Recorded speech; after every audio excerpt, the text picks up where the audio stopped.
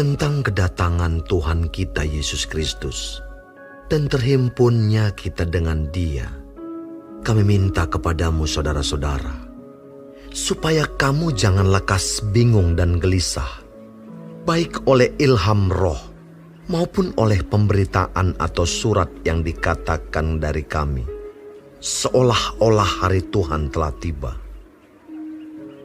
Janganlah kamu memberi dirimu disesatkan orang dengan cara yang bagaimanapun juga. Sebab sebelum hari itu, haruslah datang dahulu murtad, dan haruslah dinyatakan dahulu manusia durhaka yang harus binasa, yaitu lawan yang meninggikan diri di atas segala yang disebut atau yang disembah sebagai Allah. Bahkan ia duduk di bait Allah dan mau menyatakan diri sebagai Allah. Tidakkah kamu ingat bahwa hal itu telah kerap kali kukatakan kepadamu ketika aku masih bersama-sama dengan kamu? Dan sekarang kamu tahu apa yang menahan dia, sehingga ia baru akan menyatakan diri pada waktu yang telah ditentukan baginya. Karena secara rahasia kedurhakaan telah mulai bekerja, tetapi sekarang masih ada yang menahan. Kalau yang menahannya itu telah disingkirkan, pada waktu itulah si pendurhaka baru akan menyatakan dirinya. Tetapi Tuhan Yesus akan membunuhnya dengan nafas mulutnya dan akan memusnahkannya kalau ia datang kembali. Kedatangan si pendurhaka itu adalah pekerjaan iblis dan akan disertai rupa-rupa perbuatan ajaib, tanda-tanda, dan mujizat-mujizat palsu, dengan rupa-rupa tipu daya jahat terhadap orang-orang yang harus binasa karena mereka tidak menerima dan mengasihi kebenaran yang dapat menyelamatkan mereka. Dan itulah sebabnya Allah mendatangkan kesesatan atas mereka, yang menyebabkan mereka percaya akan dusta, supaya dihukum semua orang yang tidak percaya akan kebenaran dan yang suka kejahatan. Akan tetapi kami harus selalu mengucap syukur kepada Allah karena kamu, saudara-saudara yang dikasihi Tuhan. Sebab Allah dari mulanya telah memilih kamu untuk diselamatkan dalam roh yang menguduskan kamu dan dalam kebenaran yang kamu percayai. Untuk itulah Ia telah memanggil kamu oleh Injil yang kami beritakan, sehingga kamu boleh memperoleh kemuliaan Yesus Kristus Tuhan kita. Sebab itu, berdirilah teguh dan berpeganglah pada ajaran-ajaran yang kamu terima dari kami, baik secara lisan maupun secara tertulis. Dan Ia, Tuhan kita Yesus Kristus dan Allah, Bapa kita, yang dalam kasih karunia-Nya telah mengasihi kita dan yang telah menganugerahkan penghiburan abadi dan pengharapan baik kepada kita, kiranya menghibur dan menguatkan hatimu dalam pekerjaan dan perkataan yang baik.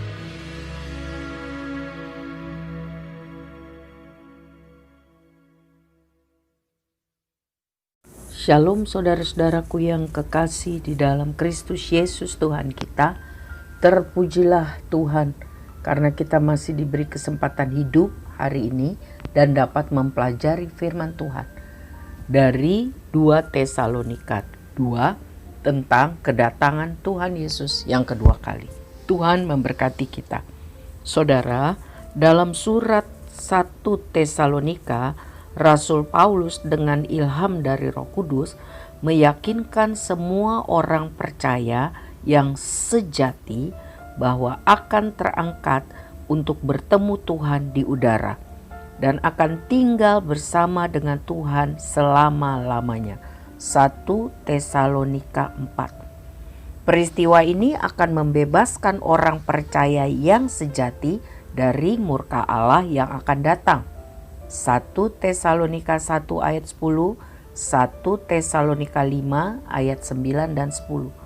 Tetapi ada guru-guru palsu yang mengajarkan ajaran sesat, yang membingungkan, yang menggelisahkan, yang membuat jemaat di Tesalonika khawatir.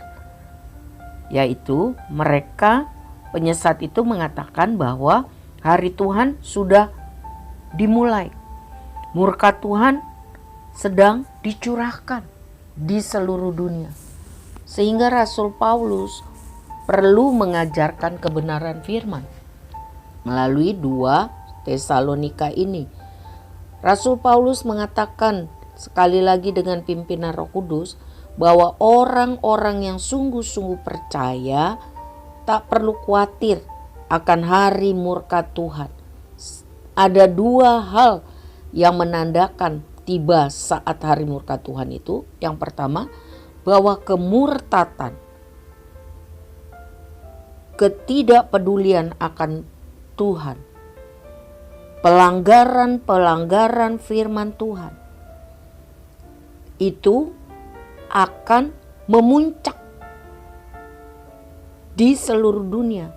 Bahkan akan ada orang-orang yang tadinya percaya kepada Kristus meninggalkan Tuhan, tersesat karena tidak mau hidup dalam kebenaran, lebih suka hidup semaunya, sebebasnya, mengikuti keinginan daging, dan akhirnya diseret, disesatkan oleh iblis yang datang untuk mencuri, membunuh, dan membinasakan. Yang kedua, manusia durhaka akan dinyatakan. Ini berbicara mengenai anti-Kristus. Ya. Orang yang sungguh-sungguh mengasihi Tuhan, ada roh Tuhan di dalamnya. Sehingga waktu orang-orang yang sungguh-sungguh percaya kepada Tuhan Yesus itu diangkat, menyongsong Tuhan di udara, Roh Kudus juga terangkat karena Roh Kudus tinggal di dalam hati orang percaya. Yang menahannya itu bicara mengenai kuasa Roh Kudus. Rasul Paulus mengatakan bahwa kedua peristiwa, yaitu kemurtatan besar melanda dunia dan antikris dinyatakan, tidak akan digenapi sebelum yang menahannya itu disingkirkan. Ayat 7. Menurut penafsiran beberapa ahli Alkitab berdasarkan firman Tuhan, bahwa sekali lagi yang dikatakan yang menahannya itu adalah Roh Kudus. Saudara-saudara, kita perhatikan supaya kita tidak ikut menjadi orang-orang yang murtad. Orang-orang yang melawan Tuhan, tidak melakukan firman Tuhan. Orang-orang yang cinta kepada kedagingan, tidak mau hidup di dalam kebenaran. Ya. Sebenarnya sejak zaman penciptaan di Taman Eden, persoalan rusaknya hubungan manusia dengan Tuhan adalah karena manusia tidak mengasihi kebenaran, mengabaikan firman Tuhan, hidup semaunya. Ya. Keselamatan hanya dialami oleh orang-orang yang sungguh-sungguh percaya kepada Kristus dan sungguh-sungguh mengasihi kebenaran, hidup dalam seluruh kebenaran.